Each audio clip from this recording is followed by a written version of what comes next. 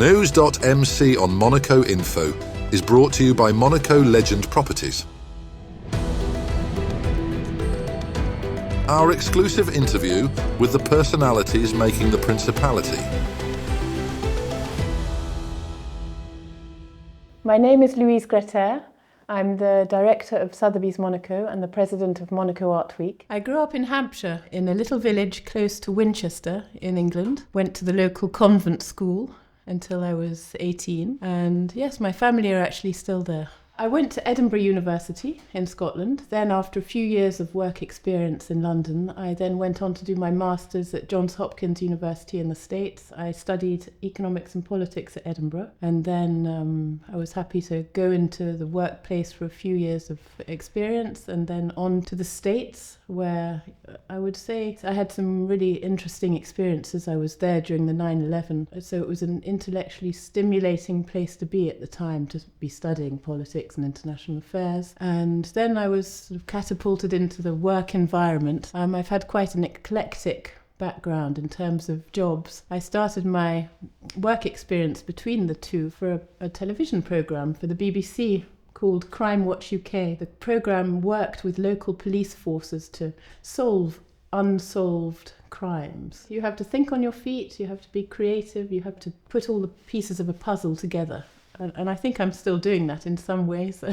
I worked a little bit for the European Union on election monitoring missions. This was a fascinating period of my time when, having studied politics, it was, we're on the ground, preparing for local and presidential elections. Whilst I was in Kosovo, which led me to the next stage, I met somebody who worked for Kroll, the investigative intelligence agency, and it was fascinating work because it's an investigative agency, but there's a political side and there's a risk side. And then I got married to a Monegasque and I moved to Monaco, and obviously I'm not going to continue with my investigations here. I had to put it behind me, and I was very lucky to meet François Tajan, who at the time was the owner of Arcurel, the French auction house, and he suggested to me to open the office for Arcurel in Monaco. And at the time I thought he was absolutely mad because my French wasn't up to it, and I had never worked in the auction business. Literally never. And I have to say that man really gave me a wonderful opportunity. I saw it as a great challenge to get into this very interesting industry and start to understand it. And that's exactly what I did. I opened the office for Arcurel, I think it was about 11 years ago now in Monaco. We quickly became a very successful office in Europe. Prior to that, Arcurel were coming to Monaco to host sales once a year, a week-long sale in the jewellery, watches and luxury department. We added a second sale in January, and we put together Monaco Sculptures, which is in partnership with the Société de Bain de Mer, which is still a very successful sale for them. And I absolutely love my time with Arcurel. And then Sotheby's came to headhunt me 4 or 5 years ago, and it was a step up. It's a very different environment, Sotheby's, totally different from Arcurel. But again, I wrenched myself away from Arcurel and started with Sotheby's. It was a shock to begin with because it's a very different auction house, which is split into two, global fine art and luxury. We've also got RM Sotheby's, which is the car side of Sotheby's, which is partially owned by Sotheby's. In fact, we're doing an auction here in Monaco at the end of April this year during the historic Grand Prix.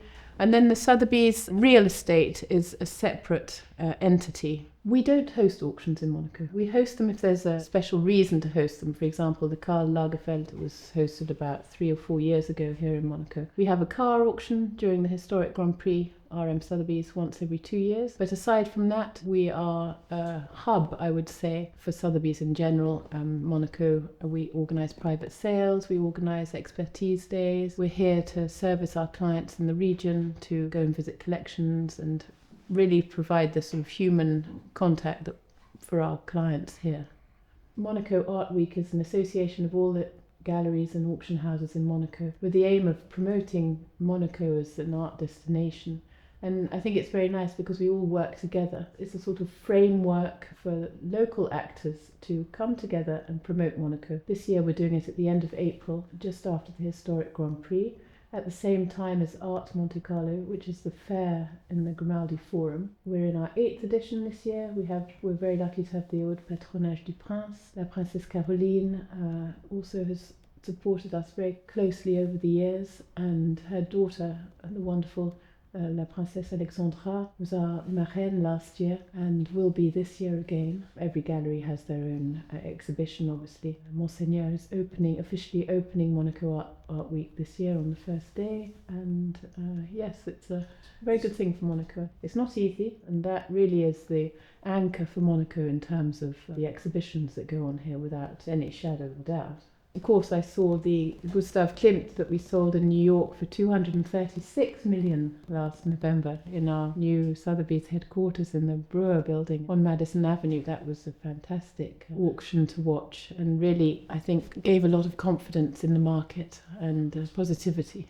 Happened to coincide with the opening of our new building on Madison Avenue. The person who buys this wonderful piece often doesn't know who it used to belong to and the special relationship that person may have had with the piece. So it's an interesting process. First of all, you have to persuade the seller to part with the piece, which is a business of patience. You have to be very patient. We have to have the trust from our collectors to trust the Sotheby's process. So once that's happened, the piece goes off to auction wherever it's the most suitable destination for it. Although these days everything's on the internet. Unfortunately, we no longer produce these wonderful paper catalogues of the past. We do for certain, but everything's online. So things are different. With the sales rooms are very different from what they used to be in the past. They used to be big theatrical events, and they still are for some of the main sales, like the recent marquee sales in New York. But some of our biggest collectors are behind a telephone or on their computers at home. So once the piece has been sold, off it goes to a new collector. It has a sort of a new life.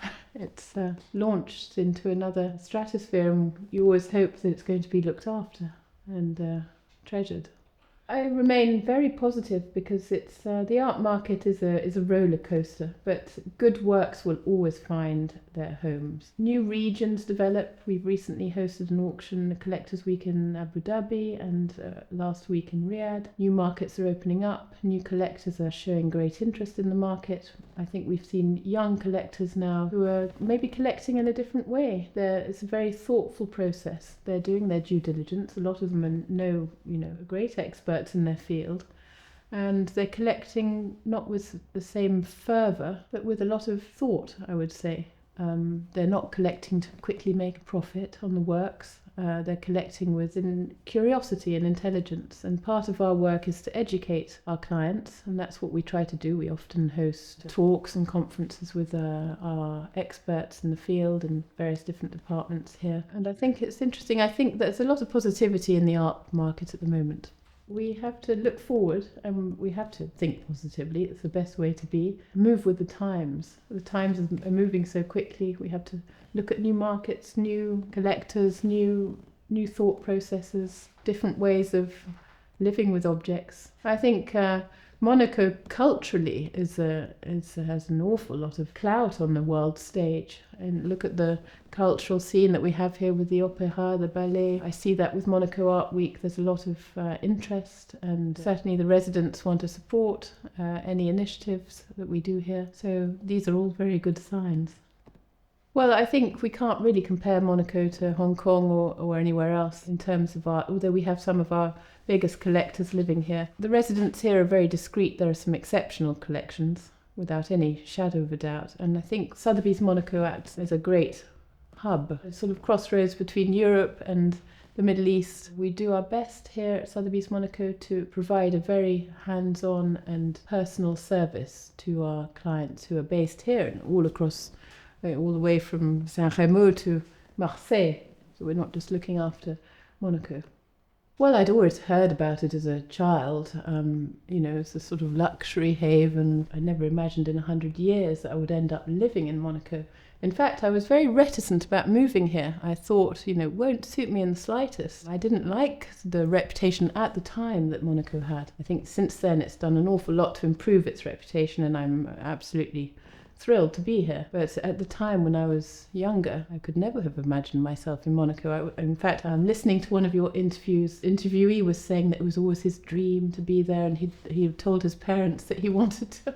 I absolutely didn't have that. We were living in London at the time, and he said, let's move to Monaco. And at that point I was still reticent about leaving my career, etc. But once we had moved here and I understood Monaco, I realised that, there's so many wonderful opportunities here. It's a fantastic place to be. It's such an international community. We've made our life here, and we have 3 children who've been through the French system here, or still are in the system. I have a challenging job. My thoughts on Monaco have totally changed. In fact, I champion Monaco amongst my friendship circle. I think it always takes time because, I'm British by origin. So to really change your mindset and to become attached to a place is definitely a process. I don't think you can suddenly claim to love a place and a principality like this without living here and experiencing it, and also trying to show that you're a part of it and champion Monaco outside Monaco itself, which I try to do with my work and my position as president of Monaco Art Week. That's all for today. Thank you for watching News.MC, your English rendezvous on Monaco Info. Discover more interviews and stories on our websites, News.MC and MonacoInfo.com. This show was brought to you by Monaco Legend Properties.